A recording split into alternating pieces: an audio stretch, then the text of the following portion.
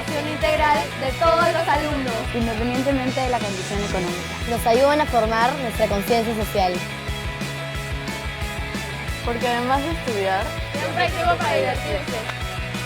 Porque puedes estudiar en el extranjero. O avec des personnes. die aus aller Welt kommen. Es por esto que el UEP forma Mejores personas. Mejores profesionales.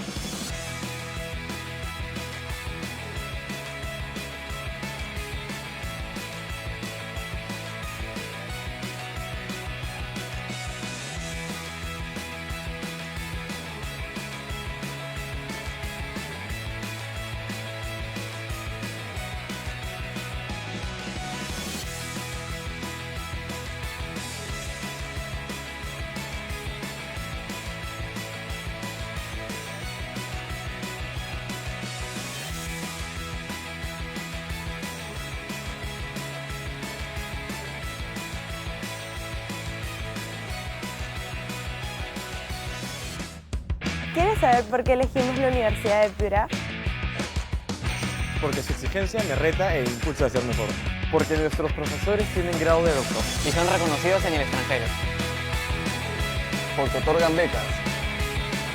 Y se preocupa por la formación integral de todos los alumnos, Independientemente de la condición económica. Nos ayudan a formar nuestra conciencia social.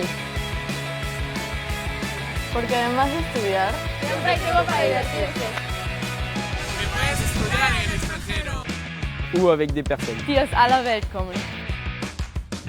Es por esto que el UEP forma Mejores personas. Mejores profesionales.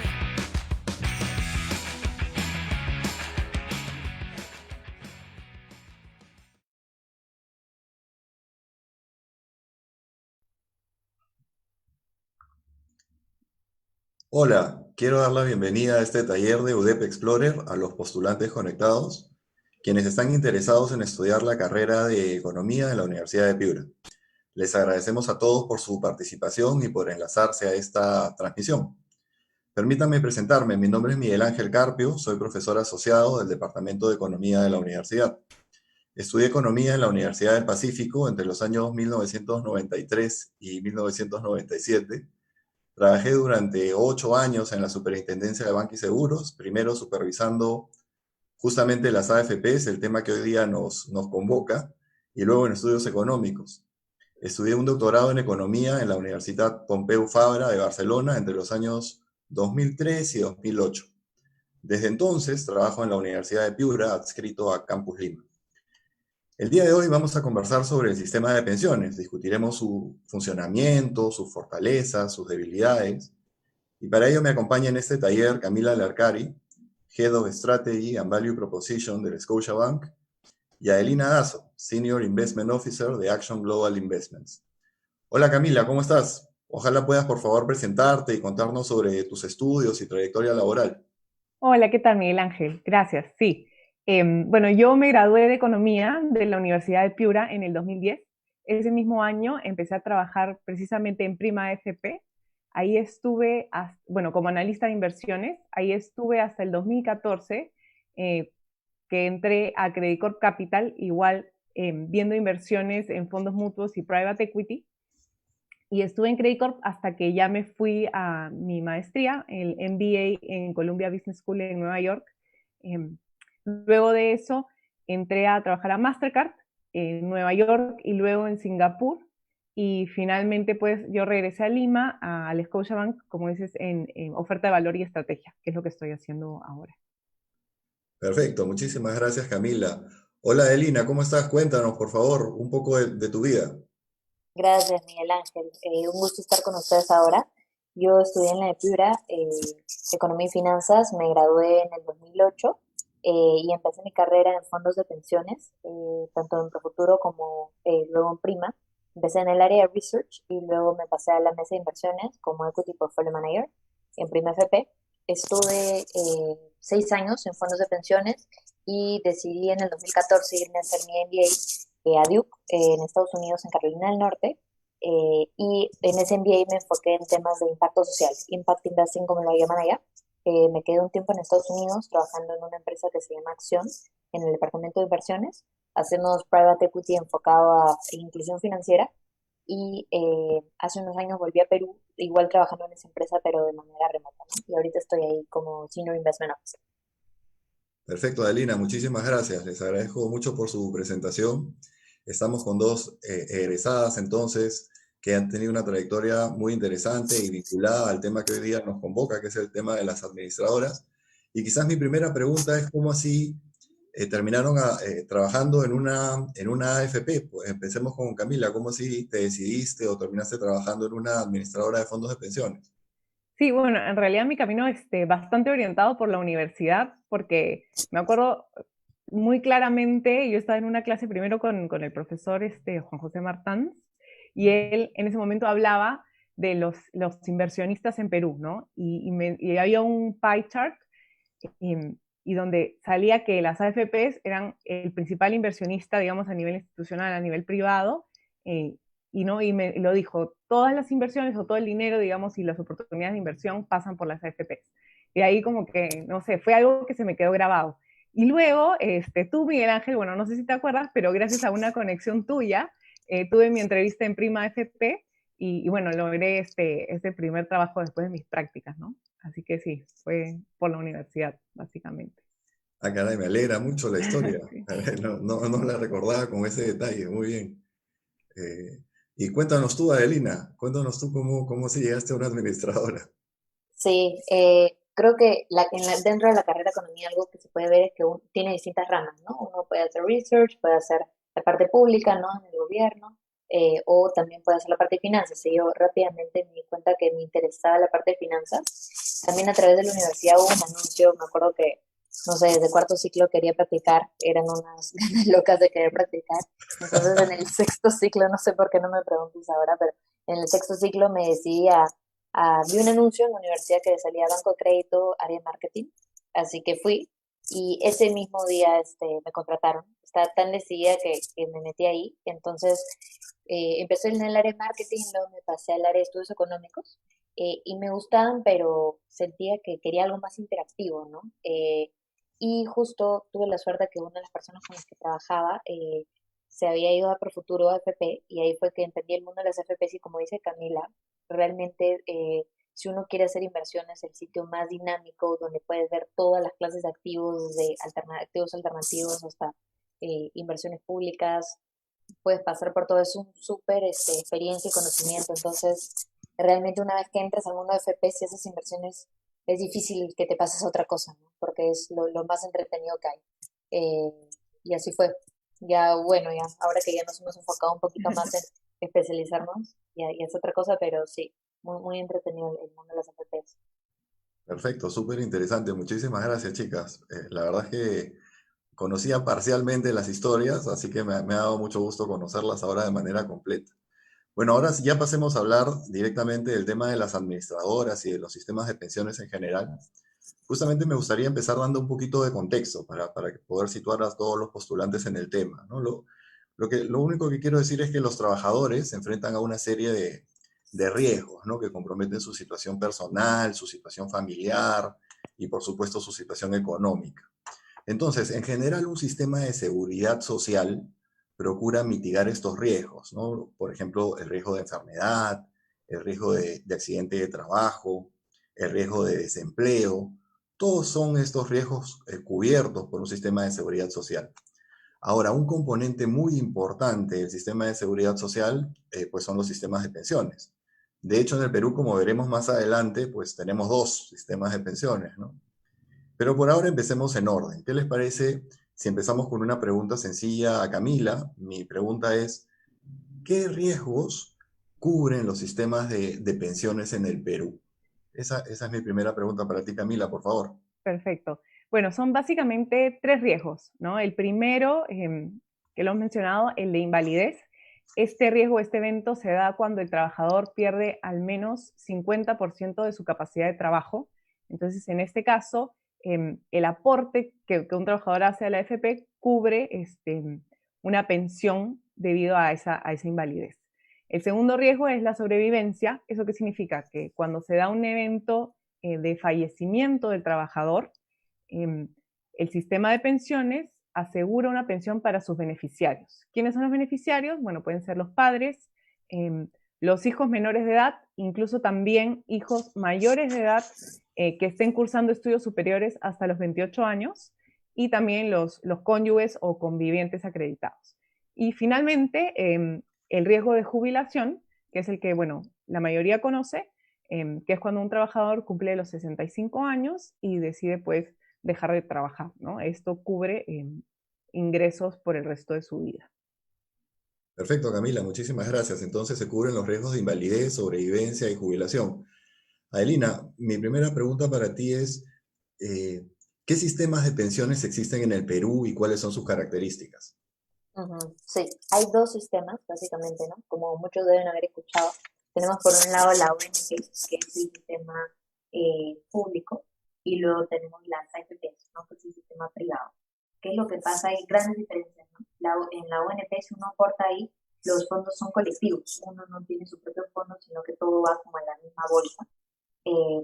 Y luego hay una pensión mínima y hay una pensión máxima, ¿no? Que varía entre unos casi 500 a 900 soles.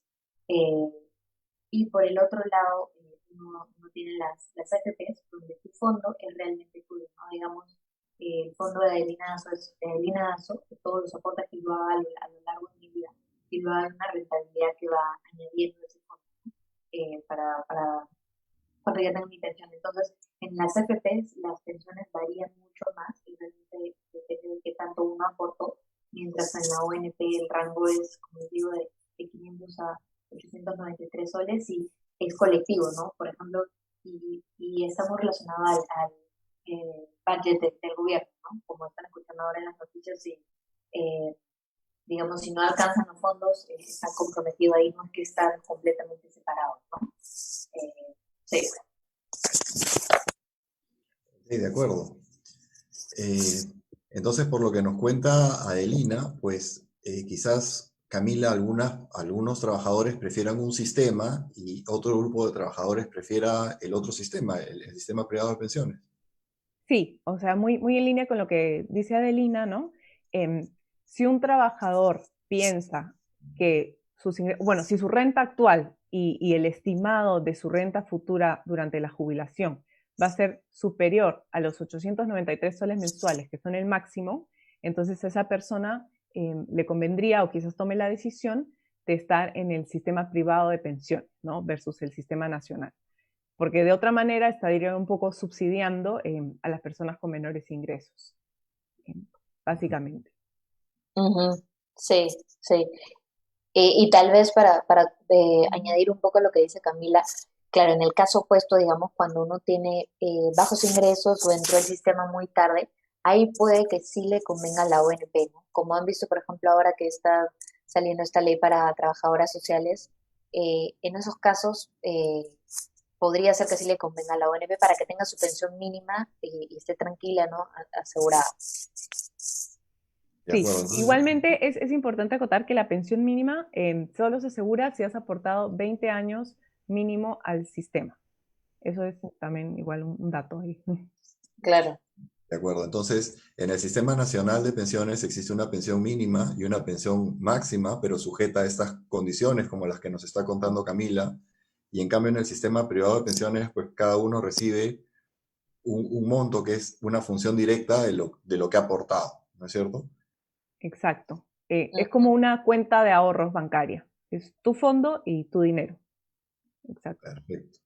Muy bien, entonces ya nos acercamos a a una pregunta muy importante, y es ¿qué son las AFPs? ¿Qué son las administradoras? Y me gustaría que por favor pongamos un énfasis quizás en los procesos que desarrollan, porque muchas personas creen que las administradoras pues solamente invierten los fondos. Entonces, sí sería bueno saber cuáles son todos los procesos que cubren, ¿no?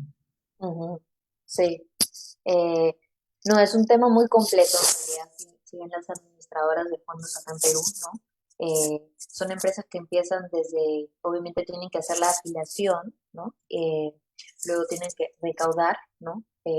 Mensualmente, algunos aportan trimestralmente, y a la gran mayoría se le deduce el sueldo, ¿no? Para que esto sea lo más automático posible. Y luego invierten este dinero, ¿no? Entonces tienen distintas áreas, obviamente las áreas de soporte como cualquier empresa, y luego las áreas comerciales, las áreas de inversiones. Y como dice Camila, al final son inversionistas privados que lo que hacen es, tu dinero es tuyo totalmente, ¿no? Está en una cuenta a tu nombre, y simplemente a eso se le suma la rentabilidad, por supuesto, de una comisión mensual como cualquier administrador, que eso se deduce, uno puede elegir, ¿no? Si es que es de flujo, o si es que quieren que sea del fondo.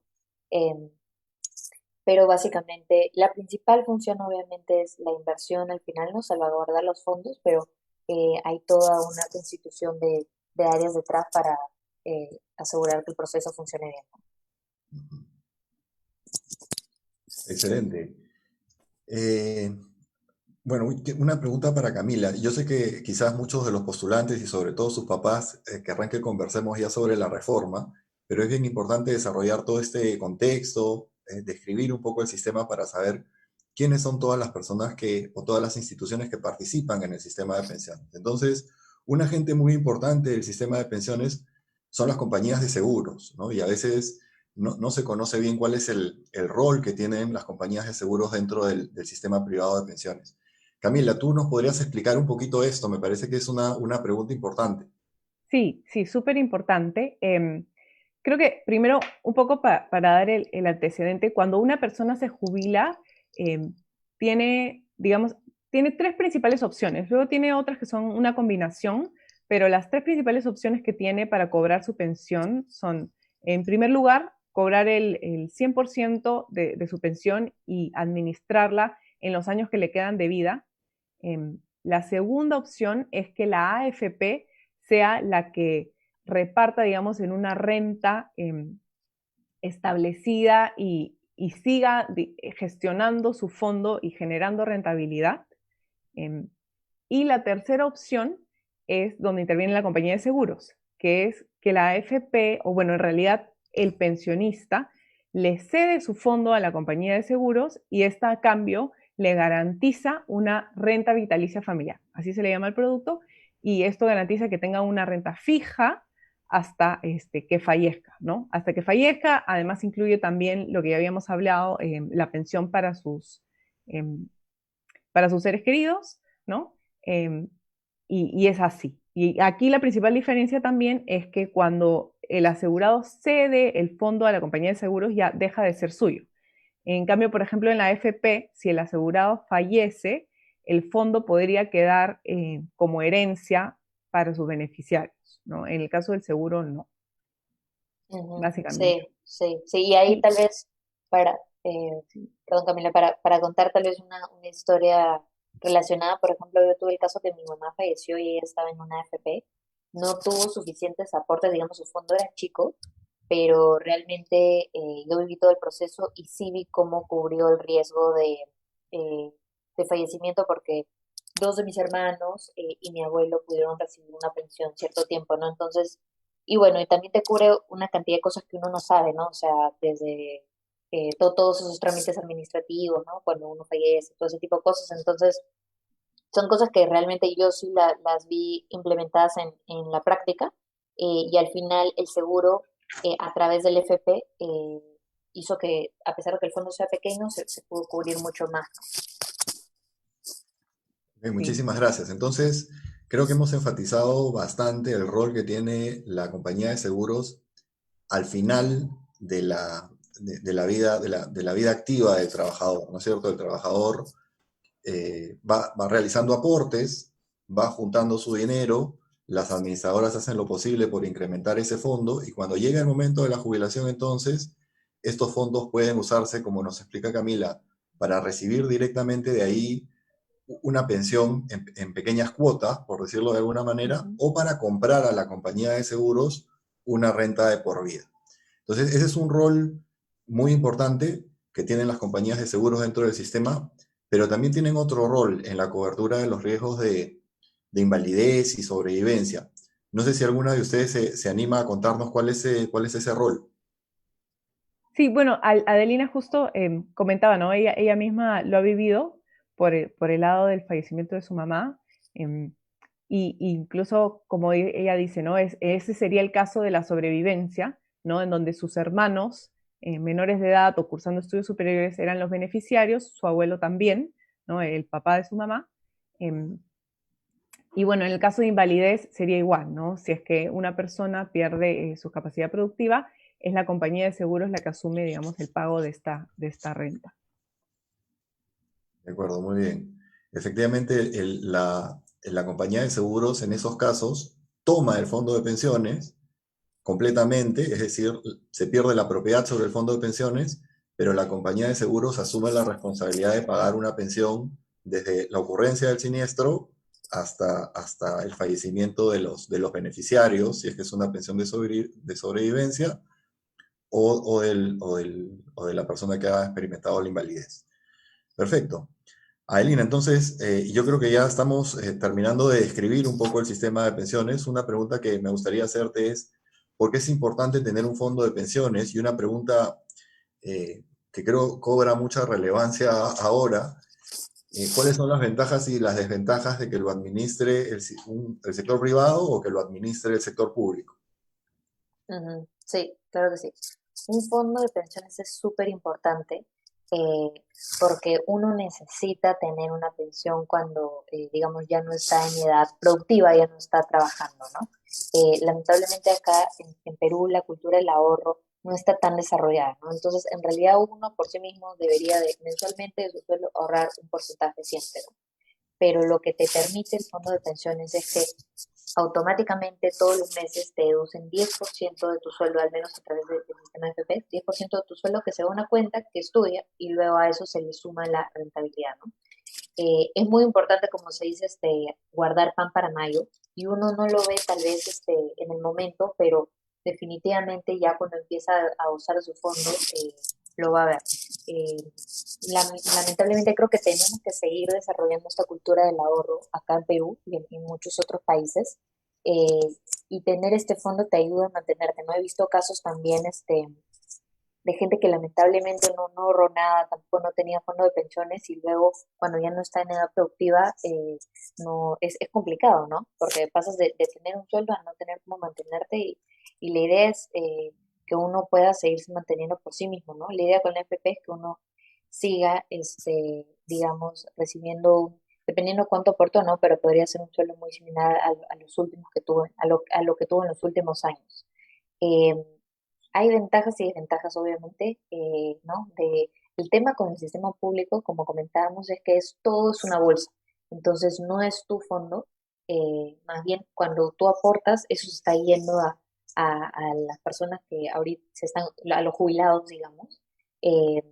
Las rentabilidades, también hay diferencias entre las rentabilidades del sistema público y el sistema privado.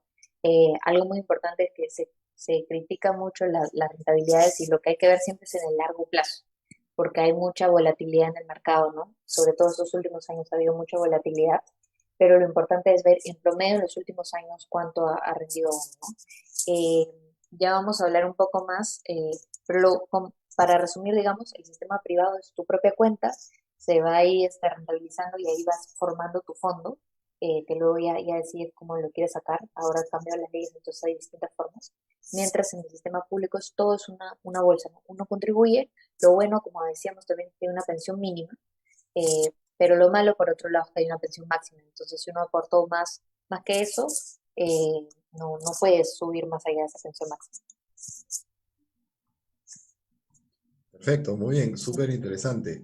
Ahora vamos a pasar a la parte más crítica, digamos, del sistema. Ya hemos visto la parte descriptiva, ahora vamos a ver un poco la parte más normativa.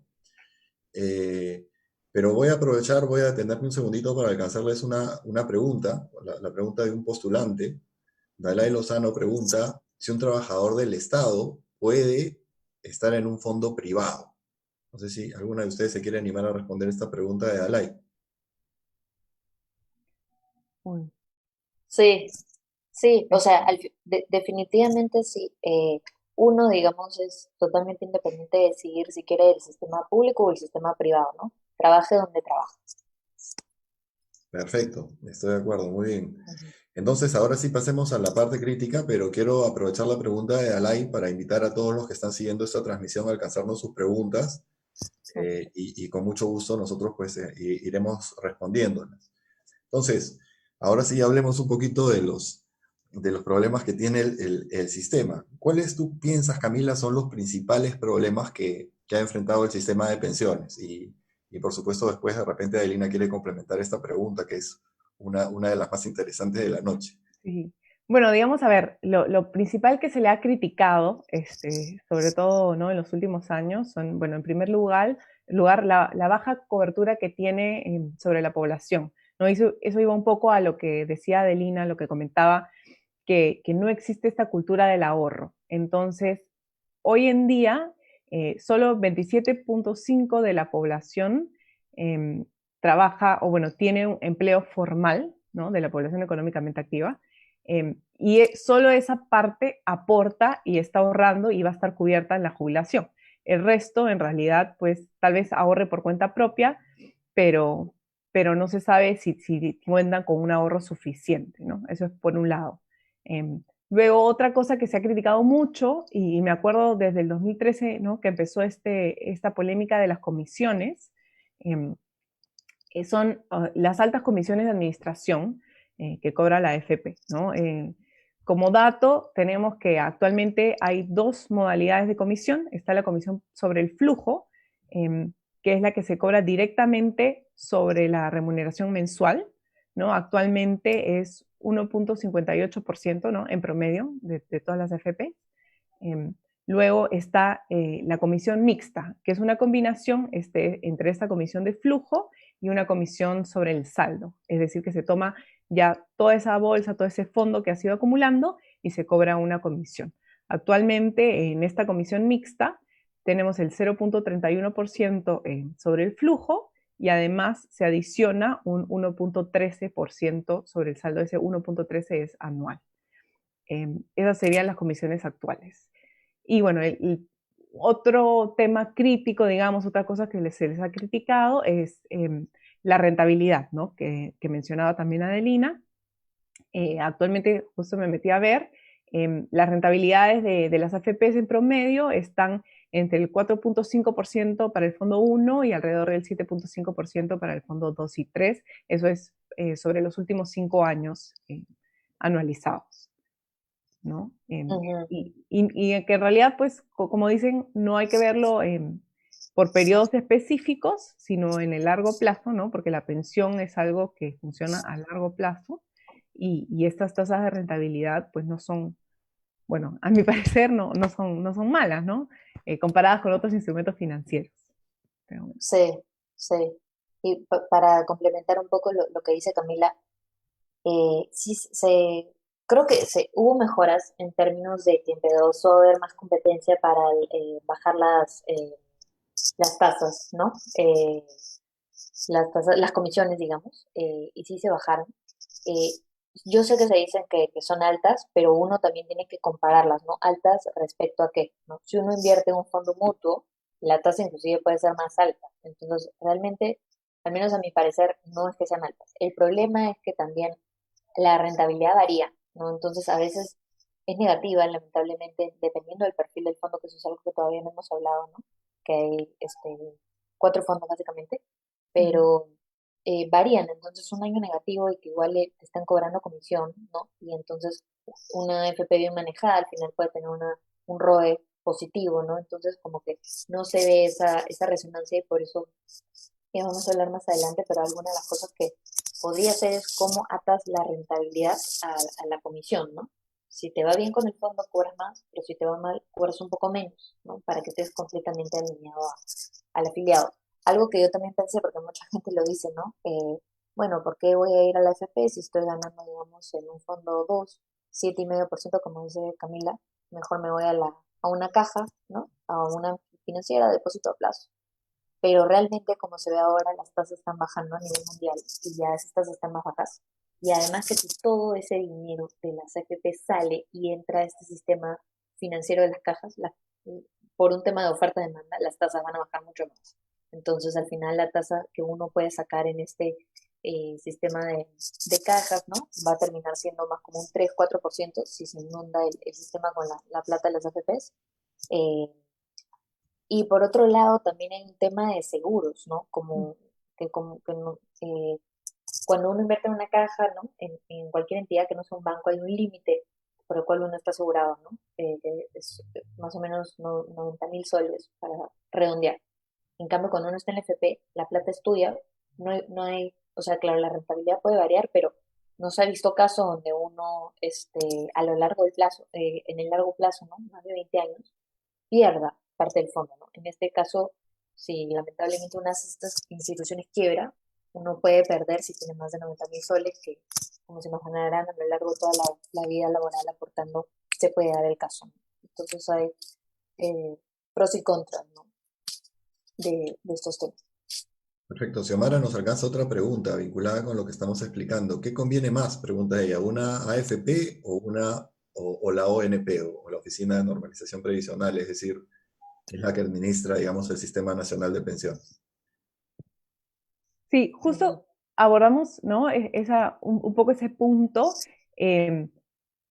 Dependiendo de tus expectativas salariales, ¿no? Del sueldo que tienes ahora y del sueldo que esperas ganar a futuro, es la decisión. Como mencionaba Elina, por ejemplo, ¿no? Ahora esta reforma que ha habido para los trabajadores domésticos, que ganan un sueldo tal vez más pegado al sueldo mínimo, la ONP puede ser una opción interesante, pero si es una persona que espera tener ingresos altos a futuro, sobre todo que garanticen una pensión que va a ser mayor a estos 893 soles mensuales como máximo, ¿no? Que es lo que paga el sistema público de pensión, entonces lo más conveniente sería estar en el sistema privado, ¿no? En la AFP, tener tu fondo propio, ¿no?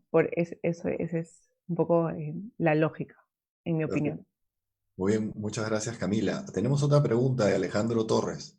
Él les pregunta si es posible que de alguna manera un trabajador que no está en planilla se afilie a algún sistema de pensiones, ya sea el sistema nacional o el sistema privado. ¿Esto resulta posible o solamente lo pueden hacer los trabajadores que están en planilla? Adelina, por favor, quizás nos puedas responder. Sí. No, claro que sí. Y es algo que se está buscando, pero como decía Camila, lamentablemente la informalidad es muy alta en el país, entonces la idea para aumentar esta base, ¿no? Que la gran mayoría llegue a tener una pensión, ¿sí? Uno independientemente puede aportar, puede registrarse sin ningún problema, y es más, es algo que se busca muchísimo. Y también existe algo que se llama aportes voluntarios. Uno si está en la AFP, puede hacer aportes voluntarios en cualquier momento, que también son de libre disponibilidad, digamos. Uno no tiene que esperarse hasta la pensión y bueno, gana la rentabilidad también. Perfecto, muchísimas gracias. Hemos enfatizado bastante los problemas, digamos, del sistema privado de pensiones, pero en general yo creo que el sistema de pensiones en general, tanto privado como nacional, tiene este problema eterno, ¿no? Que es el de la baja cobertura, ¿no? El sistema privado de pensiones fue creado hace casi 30 años y no hemos considerado, no hemos podido incrementar este porcentaje de cobertura que mencionó Camila, vinculado a lo que mencionaba Camila. Y uno puede pensar, bueno, es que es el sistema de capitalización que favorece a los que tienen ingresos más altos. Pero lo cierto es que el Sistema Nacional de Pensiones tampoco ha podido incrementar la cobertura. Entonces, muchas veces discutimos acerca del diseño de los sistemas de pensiones y nos rompemos la cabeza pensando cómo hacerlo, pero al final estamos hablando de una cobertura pues que alcanza tanto en el sistema privado de pensiones como en el sistema nacional a aproximadamente pues el 30%, ¿no? Entonces, ahí el gran reto de políticas públicas es cómo conseguir que los sistemas de pensiones alcancen a este grupo de personas, ¿no? Al grupo de personas que actualmente está descubierta, ¿no? Este es un problema que yo quería enfatizar, pero hay otros problemas que tienen los sistemas de pensiones.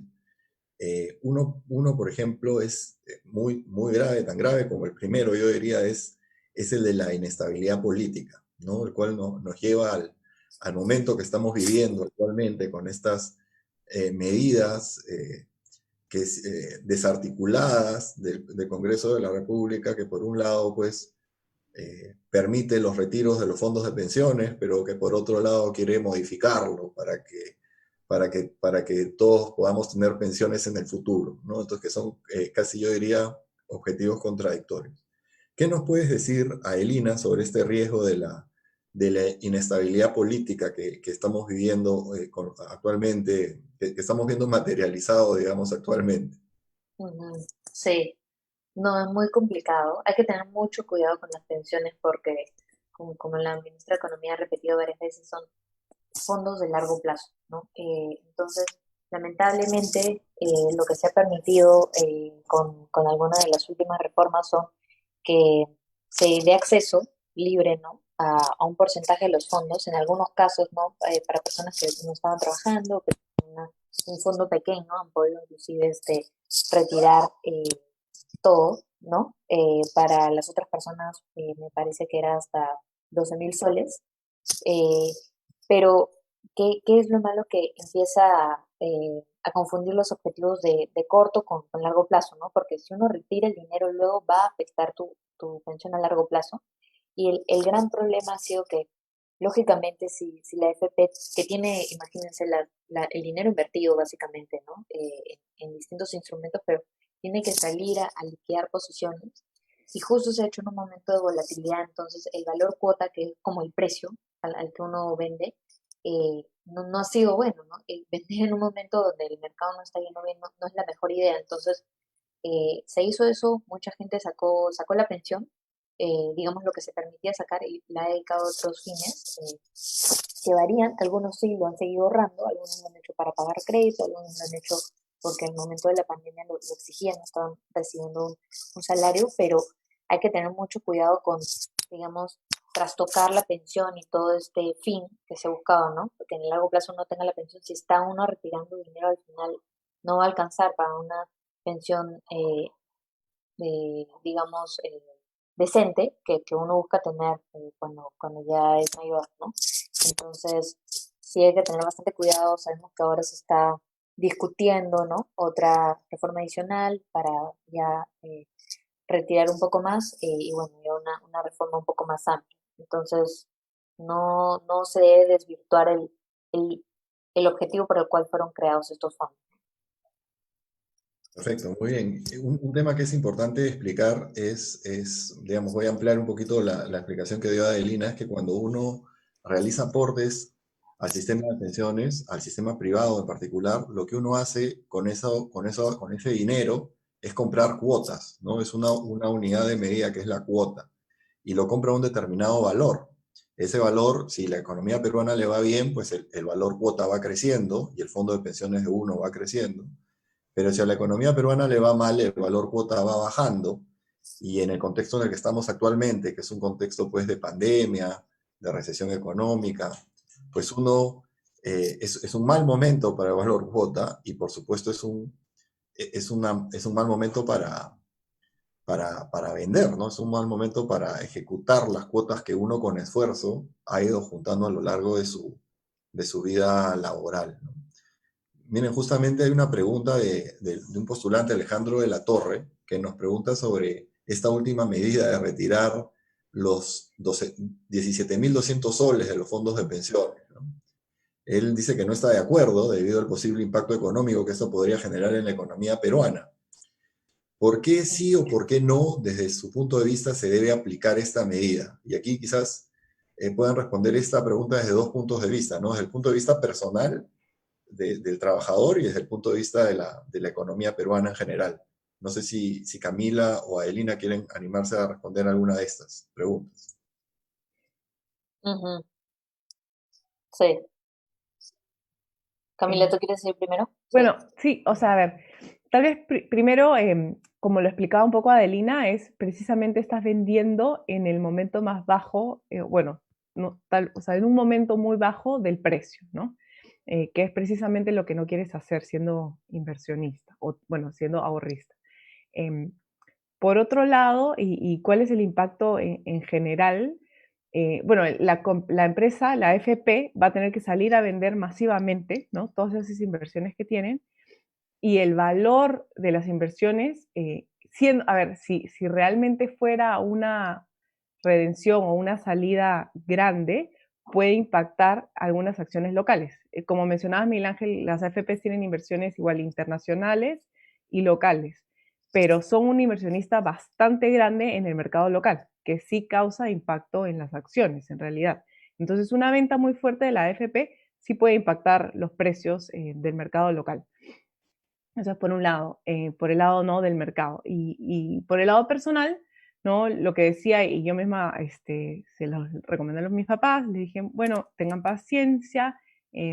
Tal vez una persona que esté ya muy cerca a su jubilación sí puede haberse visto muy tentada de hacer este retiro, sobre todo porque ya no le quedan mucho más años de capitalización, ¿no? Y además, teniendo este pánico o este miedo de que los demás afiliados o los demás pensionistas, digamos, destruyan el valor del sistema sacando el dinero de su fondo, ¿no? Porque eso es un poco lo que se está haciendo, se está destruyendo el valor del sistema. Sí, sí. Para añadir un poco eso, como dice Camila, imagínense que todos los afiliados de las AFP deciden retirar, ¿no?, este monto que les permiten. Al final la AFP obviamente tiene, en inversiones uno tiene como que una referencia, ¿no? Del 100% de tu fondo donde está invertido de acuerdo al perfil que uno tiene, al tipo de fondo donde está. Entonces tiene que salir a vender, y sobre todo en el mercado local, que es líquido, en la bolsa, y bueno, también inclusive en los bonos, por las grandes posiciones que tienen las AFPs, termina afectando los precios. Entonces, en una época de volatilidad, inclusive si salen vendedores importantes, afectan aún más los precios por el simple hecho de estar vendiendo. Entonces, sí termina afectando al valor cuota, por lo tanto, al final a los propios fondos. Claro, sacas tu dinero, tus 17.200 soles, pero lo que te quedó de fondo termina mucho más afectado, ¿no?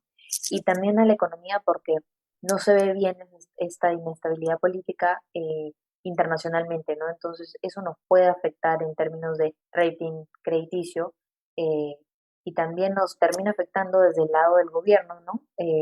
Porque si el gobierno se financia a través de los bonos del tesoro, ¿no?, y las mismas FP se están vendiendo, también termina habiendo un impacto ahí. Sí, de hecho me han hecho acordar que, por ejemplo, mi hermano que vive en España, pues me ha hecho la consulta de si puede aprovechar para retirar su fondo de pensiones, ¿no? Entonces, en principio mi respuesta es que no, también por las mismas razones que ustedes han dicho, ¿no? Pues estaría ejecutando sus cuotas en el peor momento, y bueno, es mucho mejor esperar que la economía se recupere, que el valor cuota se recupere, para que uno pues pueda tener un mayor valor de su fondo de pensiones. Esto asumiendo que se va a respetar el sistema de cuotas y el fondo individual de cada uno, ¿no?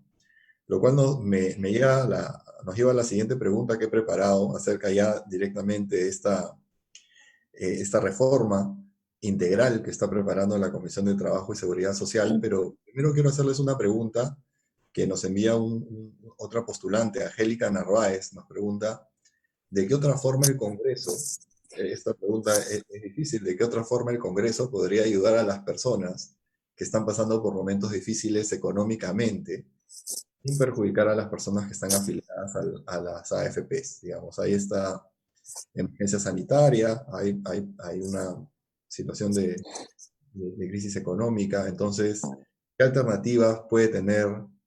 Yo diría que no solamente el Congreso, ¿no?, sino el Poder Ejecutivo para ayudarnos. Bueno, yo puedo adelantar un poco desde mi perspectiva trabajando en el banco.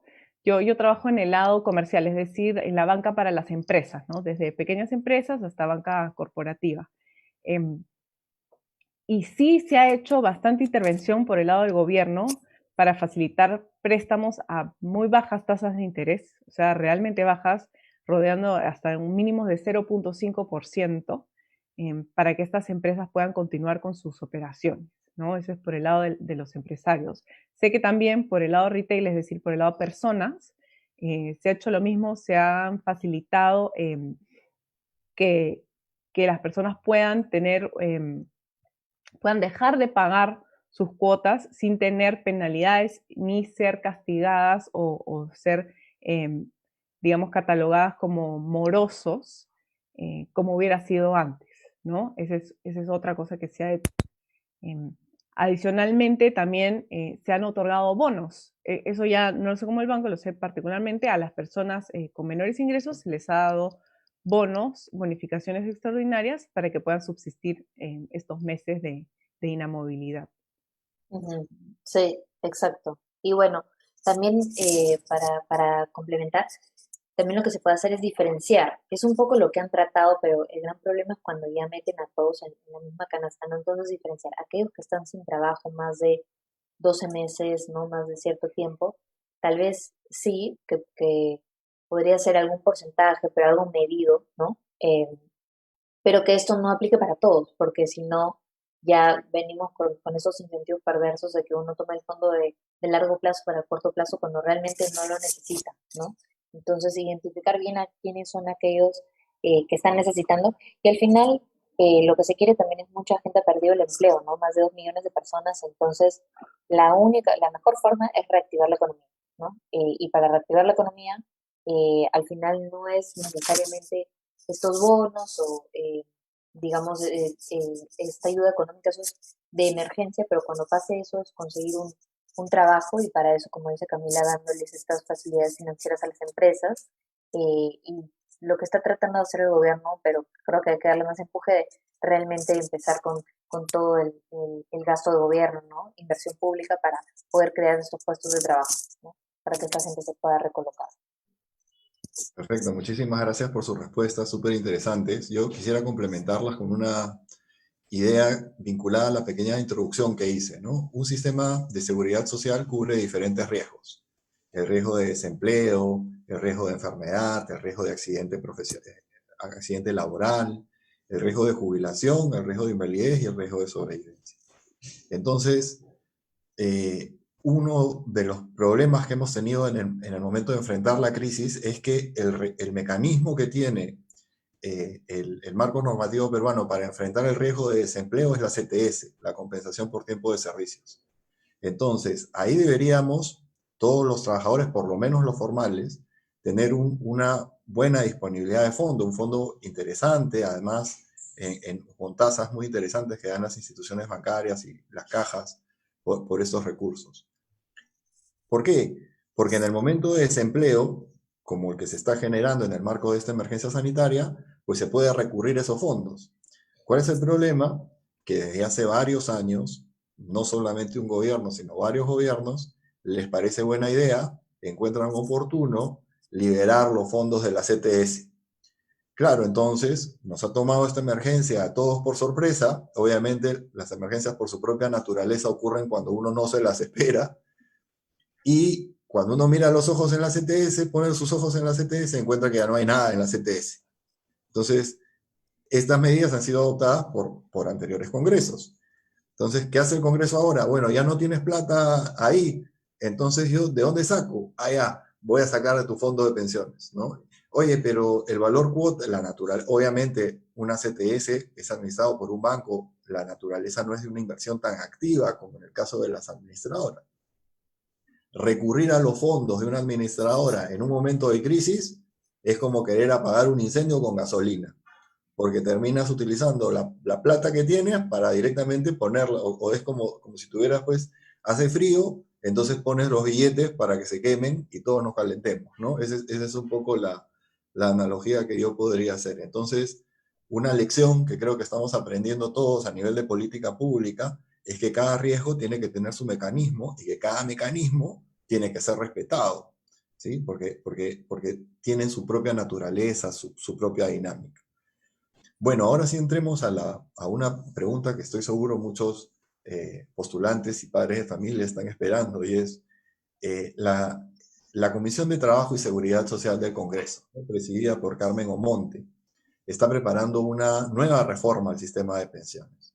Y yo quería preguntarles, ¿qué sabían ustedes de esta reforma? Se sabe muy poquito, pero algunos lineamientos se han podido conocer. Yo no sé, quizás Camila, tú nos puedas responder qué sabes de la reforma y quizás después, Adelina, tú puedas complementar, por favor.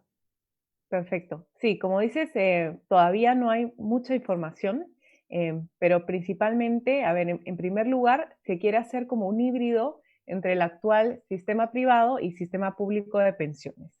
Ese híbrido va a estar sobre 3 pilares, al menos eso es lo que se menciona. El primer pilar va sobre la prevención de la pobreza y busca precisamente atacar eso que decías, Miguel Ángel, o bueno, que comentábamos, sobre ampliación de la cobertura, ¿no? Lo que quieren, finalmente lo que buscan, es garantizar pensiones universales. Eso obviamente está supeditado a la sostenibilidad fiscal, ¿no? Es lo que siempre ha pasado. Luego, el segundo pilar es el pilar contributivo, que es el que busca garantizar una pensión mínima. ¿Y cómo van a hacer eso, no? Y es aquí donde también viene la mezcla de los dos.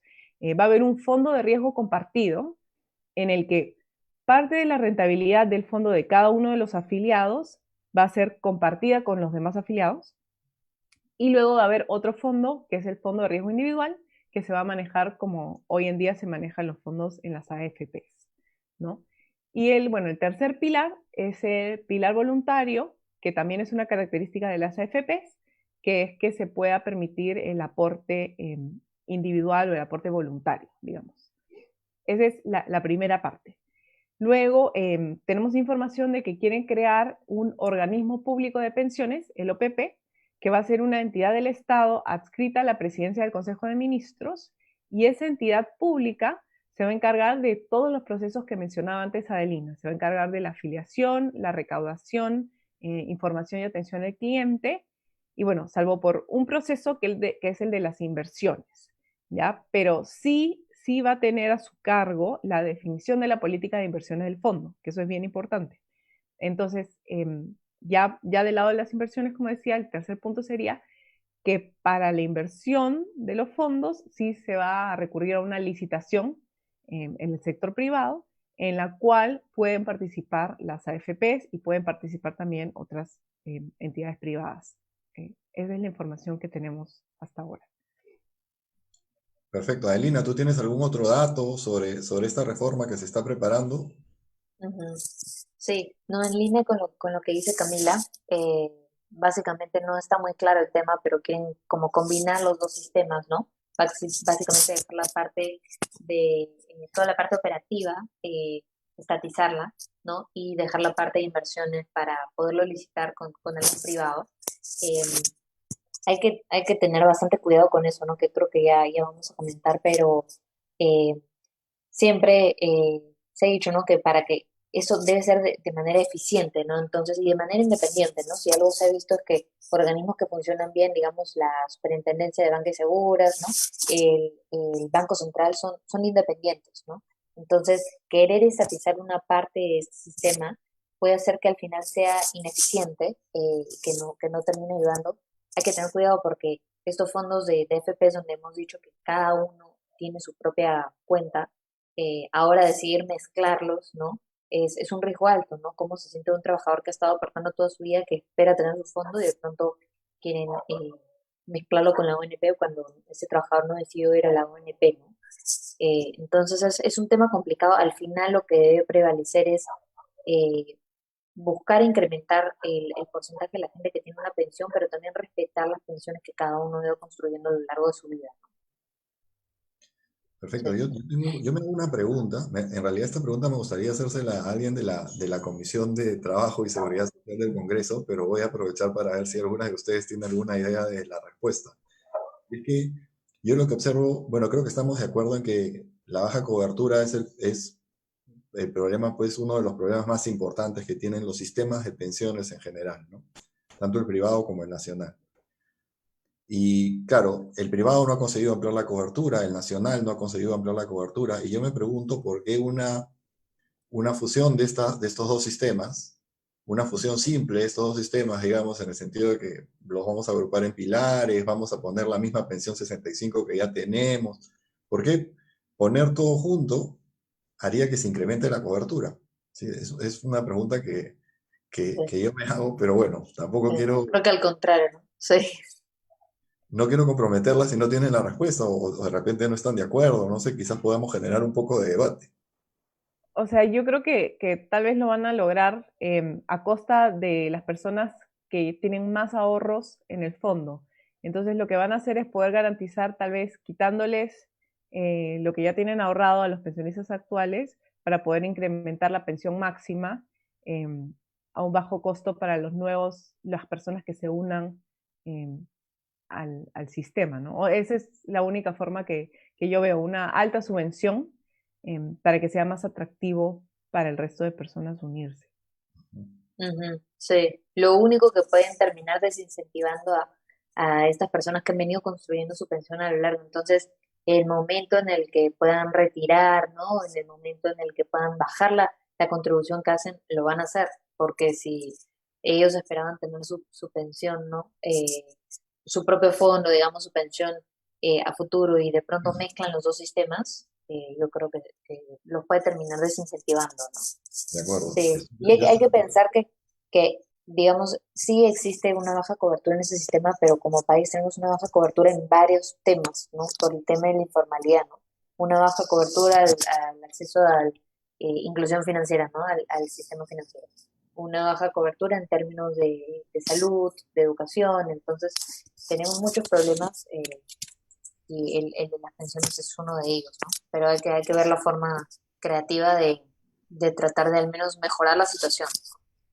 Que yo estoy de acuerdo que, claro, que una crítica al sistema privado de pensiones, por supuesto, es que ha fracasado ampliando la cobertura. Yo en esto no lo digo con todas sus letras, no ha sido un fracaso. En 30 años no han conseguido incrementar la cobertura previsional, pero tampoco yo veo que la ONP lo haya hecho mejor, ¿no? A pesar de que ya hay un mecanismo de pensión mínima y se le ofrece una pensión y un mecanismo de redistribución al interior de este sistema, pero ellos tampoco han conseguido incrementar la cobertura. Entonces, al final es como si tuviéramos a dos sistemas que lo hacen mal. Entonces, bueno, vamos a juntarlos para ver si ocurre magia y empiezan a hacerlo bien, ¿no? Eso es un poco lo que a mí me preocupa. Pero bueno, perdón por haber puesto mi pregunta cuando hay tantas del público. Tengo una de un postulante que se llama Darío Extremadoiro. Muchas gracias por tu pregunta. Él nos pregunta si la ONP a un mediano plazo podría convertirse como el sistema de las AFPs. Esa es su pregunta. No sé si Adelina o... Sí. Tal vez habría que dividir. Es complicado porque la ONP, digamos, como decimos, son los fondos colectivos, ¿no? Están todos juntos y dependen del presupuesto del gobierno, porque al final la espalda que está atrás es el gobierno. Entonces, si se quieren convertir como en las AFPs, habría que ver todas estas, ¿no? Personas que ahorita están en la ONP y que se les ha prometido su pensión, cuánto es ese fondo actual, ¿no? O cuánto está viniendo a futuro al gobierno. Tal vez se podría hacer, pero creo que sería difícil. El gobierno comprometería serios fondos de parte del gobierno, ¿no? Que tendrían que comprometer a lo largo de los años para ir armando estas cuentas individuales, ¿no? Sí, digamos, para resumir, si tienen que las AFPs tienen todo el dinero ahí, ¿no? Separado para las futuras pensiones. La ONP no, depende del presupuesto anual del gobierno. Perfecto, entonces eso deja claro que tienen una naturaleza diferente. Entonces, hay una pregunta más, ya nos estamos acercando al cierre de nuestro taller de UDEP Explorer. Adelía Alfaro nos pregunta, buenas noches, al retirar nuestros fondos, ¿también se afectaría de algún modo el ámbito laboral? Parece que Adelí tiene en mente que los fondos están invertidos, dice, en diferentes empresas y proyectos, ¿no? Entonces, sí, ella pregunta si este retiro, de esta decisión individual, digamos, de aprovechar la oportunidad que se ofrece y retirar el fondo, puede de alguna manera afectar la economía en general. Camila, por favor. Bueno, yo creo que sí. Adelina igual lo mencionó antes y lo mencionamos, es una muy buena pregunta. Si se da un retiro masivo, sí se afecta el precio de las empresas, se afecta el precio en el mercado, sobre todo en la Bolsa de Valores de Lima, y adicionalmente, pues se afecta el dinero de los ahorristas, ¿no? Pero por ese lado, creo que por el precio principalmente de las empresas, podría haber cierta afectación. No sé, Adelina. Sí, exacto. Exacto como dice Camila, y también por el hecho de si una empresa se está financiando, digamos, en el mercado corporativo, tiene bonos listados, va a tener menos acceso al financiamiento, ¿no? Tal vez la FP va a tener que vender sus bonos, obviamente, no solamente es el hecho de vender, sino es el hecho de que si las AFPs tienen esta incertidumbre, no van a estar haciendo muchas nuevas inversiones, sobre todo las ilíquidas. ¿Y eso qué significa? Menos financiamiento para las empresas, sobre todo en el caso de las peruanas cuando sean ilíquidas, ¿no? Entonces, yo creo que sobre todo podría afectar a aquellas empresas que están en una situación frágil, que podría ser que con la pandemia sean muchas, ¿no? Lamentablemente, y que lo que más necesitan ahorita es financiamiento para salir de esta situación, ¿no?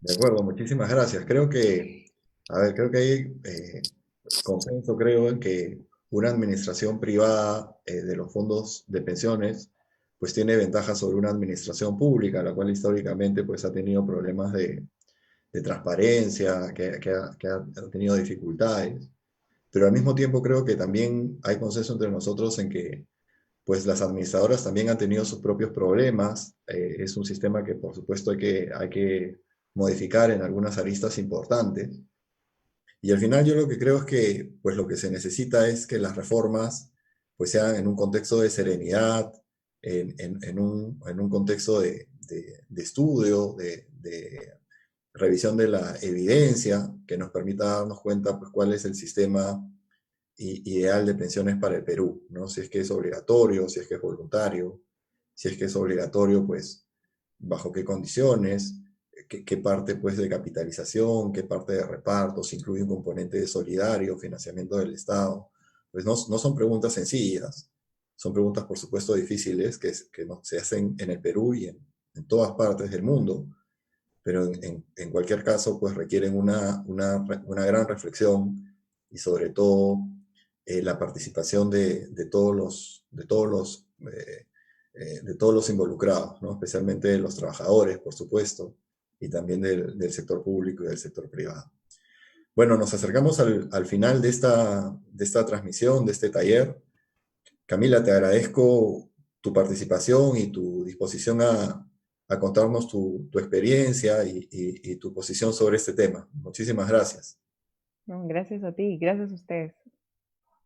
Perfecto, y también Adelina, te agradezco a ti un montón por tu valiosa participación. Me ha dado muchísimo gusto verlas. Igualmente, muchas gracias, Miguel Ángel. Un gusto, Camila. Gracias. Y un gusto conocerlos a ustedes a través del Facebook. Chao, gracias. Mucho gusto a todos juntarnos otra vez, porque, bueno, nos hemos visto en algún momento hace algunos años ya cuando ellas eran alumnas de la universidad en el programa de economía. Les agradezco mucho a ellas, por supuesto, por su participación, pero a todos ustedes que se han conectado y que han seguido esta transmisión de UDEP Explorer. Los invito a estar atentos a nuestro cronograma de actividades. Pueden ingresar a UDEP Explorer, ya que ahí aparecerá pues información sobre eventos similares a este, tocando diferentes temas que estoy seguro serán de su interés. La oficina de admisión me encarga de decirles que para cualquier duda pueden escribir al inbox o al correo que aparece ahí, admisionlima@udep.edu.pe. Así que por favor no duden en hacerlo. Si tienen alguna duda acerca de cuál es la estructura del programa de economía de la universidad, o en general quieren conocer algo sobre la universidad, pues por favor no duden en hacerlo. Muchísimas gracias a todos y nos vemos en la siguiente transmisión. Ya nos vemos. Adiós.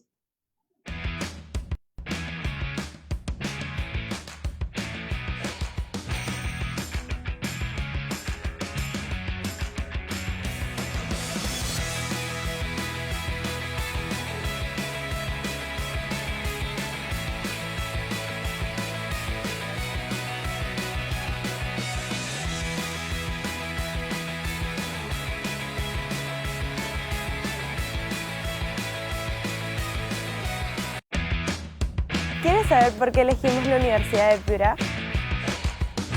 Porque su exigencia me reta e impulsa a ser mejor.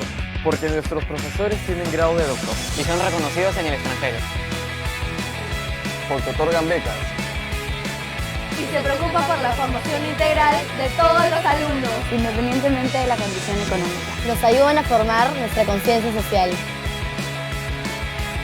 Porque además de estudiar, Siempre hay tiempo para divertirse. Porque puedes estudiar en el extranjero. O avec des personnes. die aus aller Welt kommen. Es por esto que el UDEP forma Mejores personas. Mejores profesionales.